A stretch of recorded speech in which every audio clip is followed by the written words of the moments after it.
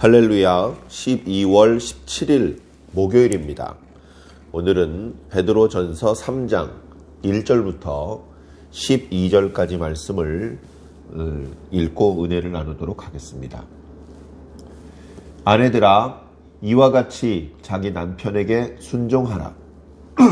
이는 혹 말씀을 순종하지 않을지라도 말로 말미암지 않고 그 아내의 행실로 말미암아 구원을 받게 하려 함이니 너희의 두려워하며 정결한 행실을 봄이라. 너희의 단장은 머리를 꾸미고 금을 차고 아름다운 옷을 입는 외모로 하지 말고 오직 마음에 숨은 사람을 온유하고 안정한 심령에 썩지 아니할 것으로 하라. 이는 하나님 앞에 값진 것이니라. 전에 하나님께 소망을 두었던 거룩한 부녀들도 이와 같이 자기 남편에게 순종함으로 자기를 단장하였나니 사라가 아브라함을 주라 칭하여 순종한 것 같이 너희는 선을 행하고 아무 일에도 놀라지 아니하면 그의 딸이 된 것이니라. 남편들아, 이와 같이 지식을 따라 너희 아내와 동거하고 그를 더 연약한 그릇이요 또 생명의 은혜를 함께 이어 받을 자로 알아 귀히 여기라. 이는 너희 기도가 막히지 아니하게 하려 함이라. 마지막으로 말하노니 너희가 다 마음을 같이하여 동정하며 형제를 사랑하며 불쌍히 여기며 겸손하며 악을 악으로 욕을 욕으로 갚지 말고 도리어 복을 빌라. 이를 위하여 너희가 부르심을 받았으니 이는 복을 이어받게 하려 하심이라. 그러므로 생명을 사랑하고 좋은 날 보기를 원하는 자는 혀를 금하여 악한 말을 그치며 그 입술로 거짓을 말하지 말고 악에서 떠나 선을 행하고 화평을 구하며 그것을 따르라. 주의 눈은 의인을 향하시고 그의 귀는 의인의 간구에 기울이시되 주의 얼굴은 악행하는 자들을 대하시느니라 하였느니라. 아멘.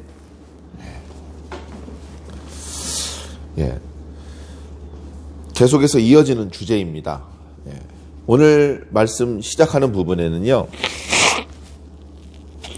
이와 같이라는 표현으로 2장 말씀 뒷부분과 또 3장 말씀을 연결하고 있습니다. 넓게 보면 같은 의미라는 것이죠. 2장에 사랑하는 자들아 거류민과 나그네 같은 너희를 권하노니 하면서 두 가지를 권면하셨는데, 하나는 육체의 정욕을 좀 잘 다스려라. 두 번째는 이방인 앞에서 너희의 행실을 선하게 가져라, 선을 행하라, 이렇게 말하고 있습니다. 그러니까 지금 계속 반복되는 표현이죠. 구체적인 경우를 들어서 설명하기도 하고 구약의 예를 들어서 또는 예수 그리스도의 모범을 통해서 설명하기도 하는데, 전체적으로 말하는 주제는 선을 행하라는 것입니다. 선을 행하라. 그것을 통해서 엄청난 유익을 얻기 위한 것이 아니고, 이 선을 행하는 것은 주님을 위해서 선을 행하는 것이다 라는 것입니다. 우리가 구원을 얻기 위해서 또는 세상 사람들로부터 칭찬을 받고 많은 금전적인 이득을 챙기기 위해서 이런 게 아니고요, 주님을 위해서 하라는 것입니다. 우리는요, 주님을 위하는 그 절대로 피할 수 없는, 양보할 수 없는 그 이유가 아니라면 우리는 선을 행하는 게 힘듭니다. 그냥 적당하게 살고 싶고 적당하게 손해보지 않게 살고 싶습니다. 그런데 우리가 때로 손해를 보더라도, 우리가 자유자임에도 불구하고 종의 모습으로 살게 되더라도 우리는 주님을 위해서 그렇게 해야 된다. 그 부분을 우리가 좀 더 잘 이해를 했으면 좋겠습니다. 그래서 베드로 사도는 계속해서 인간의 모든 제도도 너희가 순종해라.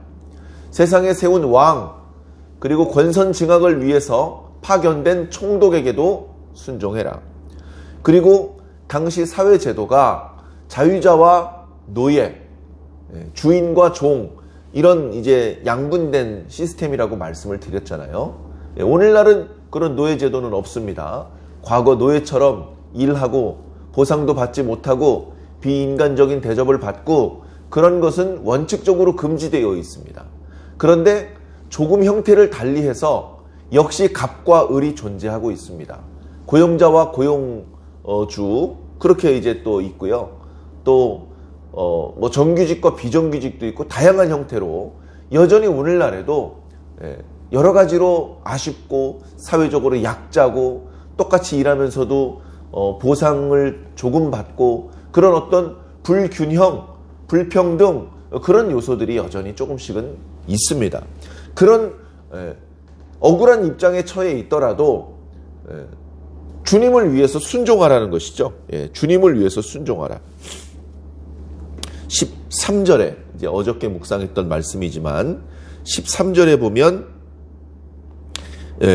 인간의 모든 제도를 주를 위하여 순종하라. 자, 이 부분이 중요합니다. 자, 그리고 이제 이렇게 종이 되었지만 주인에게 순종해야 된다라는 표현을 말씀하신 이후에 오늘 3장으로 넘어와서 아내들에게 이와 같이 남편에게 복종하라 이러면 우리는 오해하기 쉽습니다. 야, 종이 주인한테 순종하듯이 여자들은 남자에게 순종해야 되는 거야. 여자는 남자들의 종이야. 이런 또 어리석은 또 생각을 해볼 수 있거든요. 그러기 쉽기 때문에 이 부분을 꼭 집어서 말씀을 드립니다. 여기 이와 같이 복종하라고 했을 때 이와 같이는 주를 위하여 그렇게 하라는 뜻입니다. 여자가 왜 남자의 종입니까?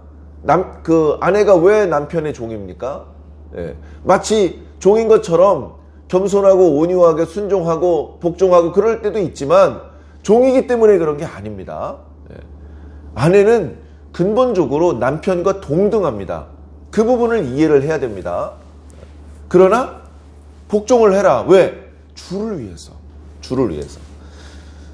특히 베드로 사도의 시대에는 오늘날은 그 정도는 아니지만 오늘날도 약간은 그런 면이 있죠. 자, 뭐냐 하면 남편이 예수를 믿는 자예요. 그러면 남편이 아내에게 우리 함께 예수님 잘 섬깁시다. 뭐 그렇게 하겠죠. 브리스길라와 아굴라 부부가 서로 마음이 화합이 안 되었다면 아내만 예수님을 믿고 열심히 전도하고 있고 남편은 예수님을 안 믿으면서 아내가 집안일도 돌보지 않고 뭐 빨빨거리고 외간 남자들 만나러 다니는 그걸 좋게 보겠습니까? 그러나 같이 주님을 믿고 있기 때문에 합력해서 그런 선한 열매들을 만들어 나간 것이죠. 자, 그렇게 함께 신앙을 할 경우에는 그래도 아내가 그렇게까지 어려움을 크게 겪지 않습니다. 그런데 사도 바울은 그래도 더 많이 어려움을 겪을 것 같은, 그래서 노예에 대한 얘기를 먼저 하셨고요. 그 다음에 믿지 않는 남편을 둔 그리스도인 아내에게 권면의 말씀을 주시는 겁니다. 남편이 믿는 자라면 남편이 무리한 걸 요구하지도 않겠지만 남편에게 복종하는 것이 그렇게 어렵지도 않을 거고 원만하게 대화가 잘 될 텐데 남편이 믿지 않는다면 남편에게 복종하는 것이 쉽지 않다. 왜냐하면 남편의 요구 중에는 신앙을 하지 말아라 이런 요구도 있을 수 있기 때문에 그러니까 남편의 요구를 무시하고 계속해서 신앙생활을 하는 것은 큰 다툼 또는 남편으로부터 이렇게 버림을 받거나 사회적으로 위험한 사람들이라는 그런 인식도 줄 수 있기 때문에 매우 쉽지 않은 상황이 될 수 있는 것이죠. 그런 쉽지 않은 상황에 남편과 싸우고 남편에게 신앙을 하도록 강요하고 이거는 예나 지금이나 좋은 방법이 아닙니다. 그 방법으로는 신앙의 자유도 얻을 수 없고 남편을 전도할 수도 없고 다툼만 커지는 겁니다. 여보, 당신이 뭘 몰라서 그래. 당신이 내가 아는 것을 알게 되면 내가 하는 것을 이렇게 반대하지 않을 거야. 이렇게 말하면 남편이 그런 게 있어? 나도 좀 가르쳐줘. 이럴 남편은 세상에 없습니다. 이런 건방진 아내 같으니라고. 나를 완전히 무식한 애기 취급하고 있네. 뭣도 모르면서 큰 소리 치는 그런 사람으로 날 생각하잖아 하면서 싸움만 커집니다. 그러니까 그런 어리석은 방법을 쓰지 마라. 그렇게 하지 말고 순종해라. 순종해. 남편에게 순종하는 것이 남편을 살리는 길이야. 그걸 말씀하고 있는 것입니다. 자, 여기 이제 생략된 부분이 많기 때문에 그걸 풀어서 한번 읽어 보겠습니다. 아내들아, 이와 같이 자기 남편에게 순종하라. 이는 혹시 남편이 말씀을 순종하지 않는 사람이라고 할지라도 아내의 말이 아니라 아내의 행실로 말미암아 남편이 구원을 받게 하려 함이라. 말로 예수님이 누군지 설명하고 그거는 목사님이 하면 돼요. 아내가 그걸 하려고 하는 순간 남편 짜증납니다. 애기 취급받고 어린이 취급받는다는 느낌을 갖습니다. 그러니까 그렇게 남편을 괜히 살리려고 도와주려고 하려다가 싸움을 크게 만들지 말고 순종을 하라는 거예요. 순종하면 남편을 살릴 수 있다. 순종하면 남편이 구원받게 할 수 있다. 남편이 예수 믿으면 그러면 어렵지 않다. 일단 남편이 예수를 믿어야 된다. 자, 2절. 왜냐하면 남편들이 너희의 두려워하며 정결한 행실을 보고 있다. 우리 아내가 자꾸 교회를 가가지고 내가 약간 불만이 있었는데 근데 막 야단칠 수가 없는 게 집안일도 빈틈없이 해놓고 식사도 다 준비해놓고 더 나한테 상냥하게 대하고 내가 아내를 야단을 칠 수가 없어. 아내가 교회를 가는데 그것 때문에 무슨 집안이 흐트러지고 그런 모습이 없어. 더 일찍 일어나서 더 부지런하게 그렇게 해. 그리고 내 말을 잘 들어. 나를 아주 존중해줘. 나를 아주 왕처럼 대해줘. 그래서 우리 아내가 교회에 너무 시간을 많이 뺏기는 것 같아서 약간 속상하다가도 그래도 아내가 이렇게 내 말을 잘 순종해 주기 때문에 아내의 이런 단정한 모습이 난 좋아. 난 그냥 우리 아내 계속 교회 다니게 하려고 그래. 이렇게 되다가 그러다가 남편이 어느 순간 아내를 통해서 전도를 받고 예수를 믿게 되는 겁니다. 예전에 아내의 기도로 남편을 돕는다라는 책이 있었습니다. 그 책의 내용이 다 좋은 내용인데 내용이 좋고 나쁘고를 떠나서 책 제목 때문에 그 책을 많이 사갔다고 합니다. 아내의 기도로 남편을 돕는다. 이런 책 제목의 이런 내용을 아내가 읽고 있으면 남편이 뭘 쓸데없는 책을 읽고 있어? 이렇게 절대로 안 합니다. 상당히 좋은 책을 읽고 있구만. 그래, 열심히 읽고 나를 도와야지. 이런 생각을 속으로 할 겁니다. 근데 오늘 말씀을 보니까 아내의 순종으로 남편을 구원한다. 아내의 순종으로 남편을 살린다. 이런 이름으로 책을 한 권 내도 될 것 같습니다. 남편을 살리는 것은 순종으로 살리는 겁니다. 자, 3절부터는 단장에 대한 얘기가 나옵니다. 예나 지금이나 여인들은 단장을 하기를 원하죠. 남편에게 굳이 잘 보이려는 목적을 떠나서 자기 스스로의 만족을 위해서도 단장을 하기를 원합니다. 그래서 예전에 장신구들을 한다든가 화려한 옷들을 입는다든가 그런 방법으로 단장을 하죠. 자, 그런데 베드로 사도는 분명히 말하고 있습니다. 너희의 단장은 외모로 하지 말아라. 머리를 꾸미고 금을 차고 아름다운 옷을 입는 이런 외모로 하지 말아라. 그래도 여자들이 어떻게 외모를 단장을 안 해요. 외모 단장하지 말라고 머리도 안 감고 그렇게 하라는 것은 아니겠죠. 화려하게 사치를 하지는 않겠지만 최소한 단정한 모습으로 이렇게 지내야 되겠죠. 그런데 사도 바울이 너희들이 진짜 중요하게 생각해야 될 부분은 외모가 아니다. 4절 오직 마음에 숨은 사람을 온유하고 안정된 심령에 썩지 아니할 것으로 하라. 다시 말해서 속사람을 단정하게 하라는 거예요. 속사람을 단장하는데 어떻게 단장해야 되냐면 온유하고 안정된 심령으로 만들어라는 거예요. 속사람을.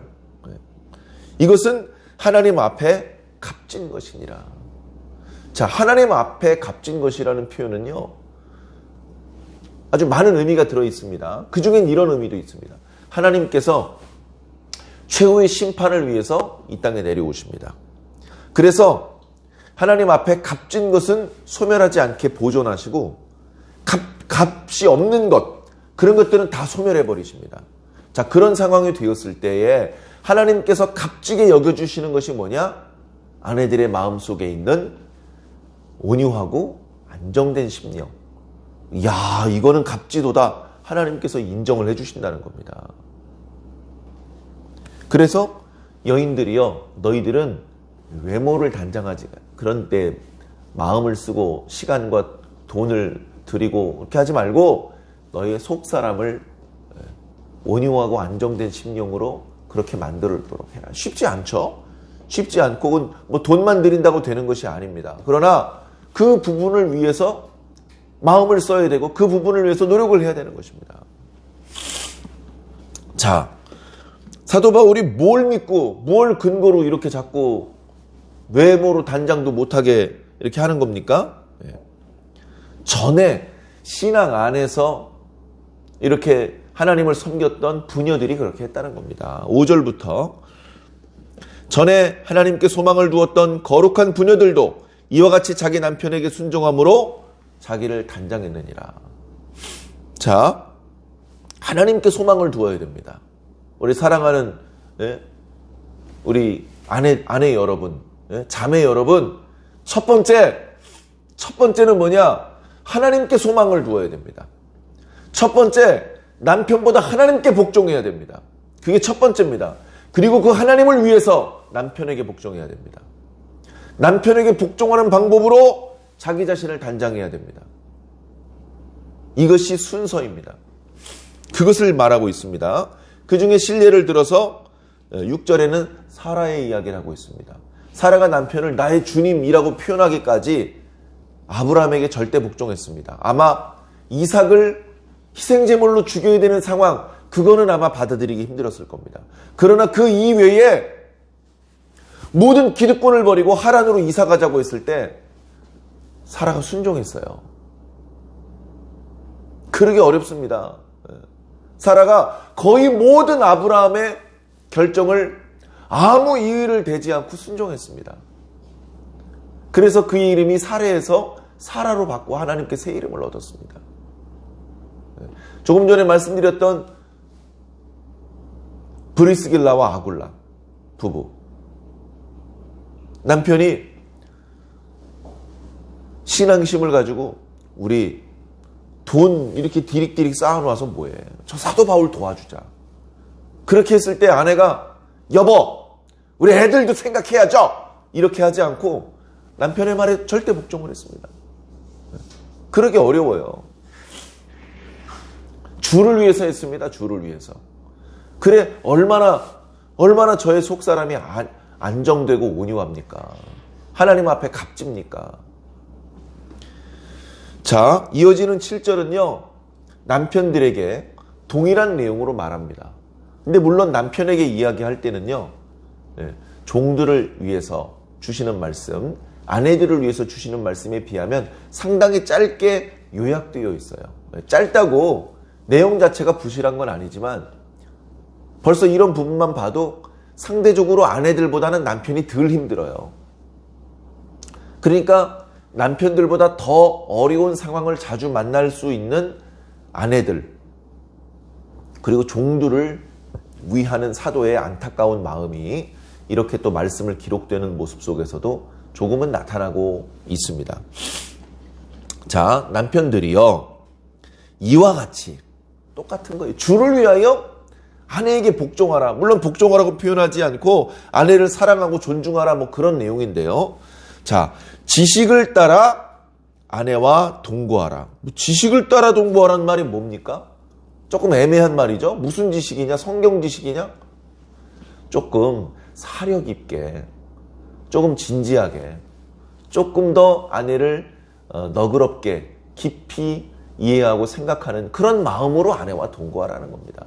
단순히 아내를 내 무슨 뭐 몸종이라고 생각하고 이렇게 함께 사는 것이 아니고 아내를 네 몸의 일부라고 생각을 하고 그런 마음을 가지고 아내와 동거하라라고 말합니다.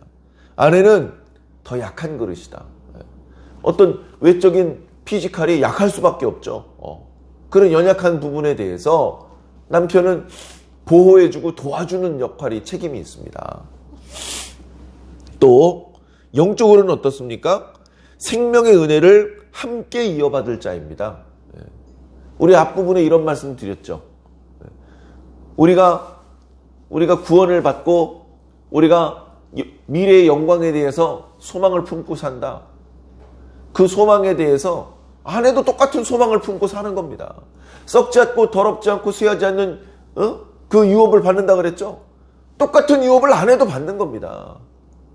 예수 그리스도께서 산돌이신 것처럼 너희들도 산돌로서 거룩한 집으로 지어진다 그랬죠. 아내도 산돌입니다. 아내를 아무 이유 없이 무시하고 폄하하고 별로 바람직한 것이 성경적인 게 아닙니다. 사도의 간곡한 권면의 내용이 그런 게 아닙니다. 자, 그래서 아내를 그렇게 동등하게 여겨줘라. 그리고 이런 아내가 너와 동등한 자라는 것을 이해하고 귀히 여겨줘라. 귀히 여겨줘라. 귀히 여긴다는 말이 뭘까요? 귀히 여긴다는 말의 반대말은 뭐 천하다는 뜻도 될 수 있고 또 이렇게 아끼지 않고 함부로 대한다는 의미도 될 수 있습니다.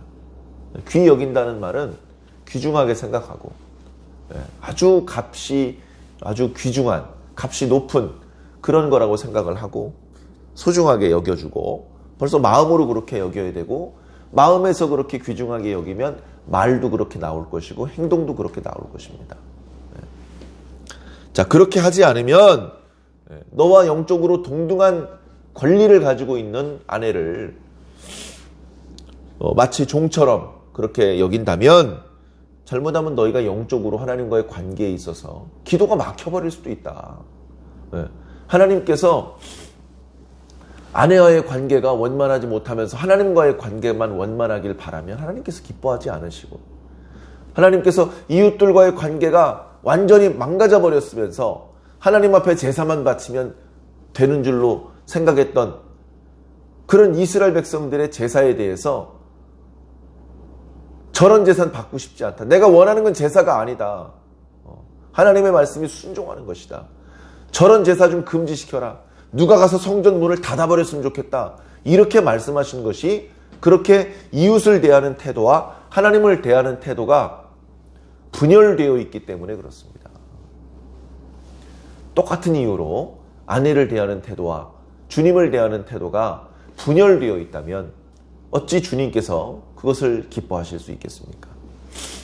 이렇게 잘못된 생각과 행동을 하면서 하나님께 나와서 찬양과 경배를 드린다면 그 찬양과 경배의 진정성이 의심될 수밖에 없습니다.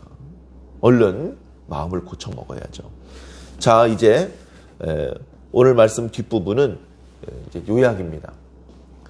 마지막으로 말하노니 너희가 모두 마음을 같이하여 동정하고 형제를 사랑하며 불쌍히 여기며 겸손해라. 악을 악으로 갚지 말고 욕을 욕으로 갚지 마라. 도리어 너에게 악을 행하고 욕을 하는 사람에게 복을 빌어 주어라. 이거 하려고 너희들이 부르심을 받은 거다. 그렇게 할 때에 욕을 먹으면서도 복을 빌어줄 때에 하나님의 복이 너희들에게 이어지는 것이다. 그렇게 사도 바울은 이야기하고 있습니다. 앞부분에도 그런 말씀을 해주셨죠. 무사람을 공경하며 형제를 사랑하며 하나님을 두려워하며 왕을 존대하라. 우리는요 허공에 떠 있는 것도 아니고 무인도에 혼자 사는 게 아닙니다. 많은 사람들 사이에 둘러싸여 살고 있습니다. 우리 주변에 돈 많은 사람, 돈 없는 사람, 유식한 사람, 무식한 사람, 남자와 여자, 신앙인과 비신앙인, 어른과 어린이, 그 여러 종류의 사람들에 둘러싸여 있는데 그 속에서 우리가 어떻게 무사람을 공경해야 됩니다. 모든 사람들, 할 수 있으면 모든 사람과 더불어 평화하라, 화평하라, 선을 베풀어 주어라. 부당한 대접을 받더라도 그 부분에 대해서 시비하고 따지고 싸우지 말고 오히려 그들에게 복을 빌어 주어라. 이거 하려고 너희들이 부름을 받은 것이다. 주를 위하여 복종하라. 이 부분을 꼭 기억해 주시기를 바랍니다. 이어지는 말씀은 시편 말씀을 인용해서 이미 구약에 하나님께서 당신의 백성들에게 바라시는 마음가짐에 대해서 말씀해 주고 계신 건데요. 생명을 사랑하고 좋은 날 보기를 원하는 자는 우리죠. 우리가 바로 이런 자들이잖아요. 어떻게 해야 되느냐? 혀를 금하여 악한 말을 그쳐라. 그 입술로 거짓말을 말하지 말아라. 악에서 떠나 선을 행하라. 화평을 구하고 그것을 따르라. 우리는요, 말 조심해야 돼, 말. 막 거친 말, 악한 말 쏟아내고 그러지 말아요. 어떻게 하다가 너무 화가 나서 순간 쏟아지면 깜짝 놀라면서 입을 틀어 막아야 됩니다. 차라리 아무 말도 하지 않는 것이 낫지. 악한 말, 거짓된 말을 쏟아내면 어찌 좋은 날 보기를 바라겠습니까? 사람들은 악을 행하지만 너희들은 선을 행해야 되고, 사람들은 불평하고 다툼을 조장하더라도 너희들은 화평을 구하여야 할 것이다. 그러면서 주님께서 악인과 의인들을 동일하게 대우하지 않으시고 차별 대우하십니다. 어떻게? 주의 눈은 의인을 향하시고 자상한 눈빛이겠죠. 주의 귀는 의인의 간구에 귀를 기울이신다. 불쌍히 여기는 마음으로 우리들의 기도를 듣고 계시죠. 그러나 주의 분노하신 얼굴은 악을 행하는 자들을 대하시느니라. 주님께서 너희를 향하여 어떤 표정으로 보기를 원하시느냐? 분노하고 실망하고 진노하신 표정으로 하나님께서 우리를 바라보기를 바라십니까? 아니면 사랑하고 자상하고 불쌍히 여기는 표정과 마음으로 우리를 바라보기를 바라십니까? 여러분, 손해보지 않으려고 하지 마세요. 그 마음에서 모든 다툼이 시작됩니다. 양보하고 내가 조금 손해볼 때 더 큰 이익이 온다는 것을 꼭 기억해 주시길 바랍니다. 너무 조급하게 생각하지 마시옵소서. 너무 근시안 쪽으로 좁게 보지 마십시오. 더 길게 볼 수 있을 때 우리는 마음의 평안을 유지할 수 있고 더 큰 복을 누릴 수 있게 되는 것입니다. 기도하겠습니다. 고마우신 아버지 하나님, 우리에게 오늘도 귀한 지혜의 말씀으로 교훈하여 주시니 감사합니다. 우리는 먼저 주님께 부름을 받아서 이 구원을 얻고 이 구원의 길을 걷고 있는 것 자체가 너무나도 큰 행복이고 축복입니다. 그런데 이 구원의 길을 걷는 과정에 고난이 있고 또 여러 가지 안타까운 일들이 있습니다. 사회적으로 약자의 입장에 처해 있을 수도 있고 또 여성의 입장에서 또 여러 가지로 또 아쉬운 부분이 많이 있을 수 있습니다.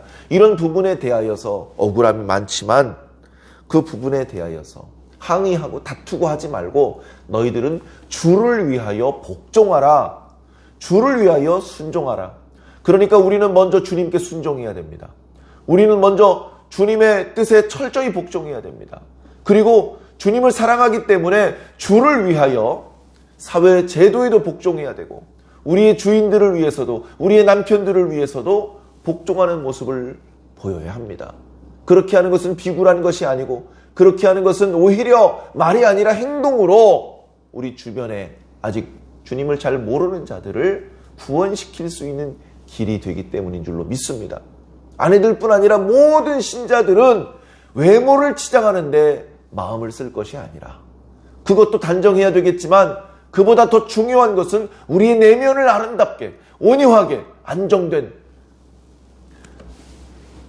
하나님을 믿는 신앙 안에서 우리들의 내면을 가꾸어야 되는 줄로 믿습니다. 주여, 다 알면서도 화가 나고 다 알면서도 실수를 하는 연약한 저희들의 모습을 불쌍히 여겨주시고 오늘도 이렇게 지혜로운 말씀으로 권면해 주시니 다시 한번 일깨워서 오늘 하루의 일상 그리고 앞으로 우리의 삶의 모습을 통해서 하나님의 뜻대로 살아갈 수 있도록 인도하여 주시옵소서. 생명을 사랑하고 좋은 날 보기를 간절히 소망합니다. 주여, 우리들의 입술을 지켜 주옵시며 우리들의 마음과 생각을 다스려 주시옵소서.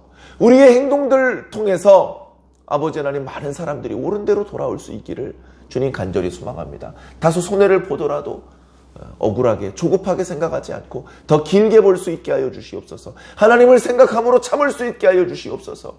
주님의 넓으신 뜻을 헤아릴 수 있도록 주여 오늘도 인도하시고 붙들어 주시옵소서.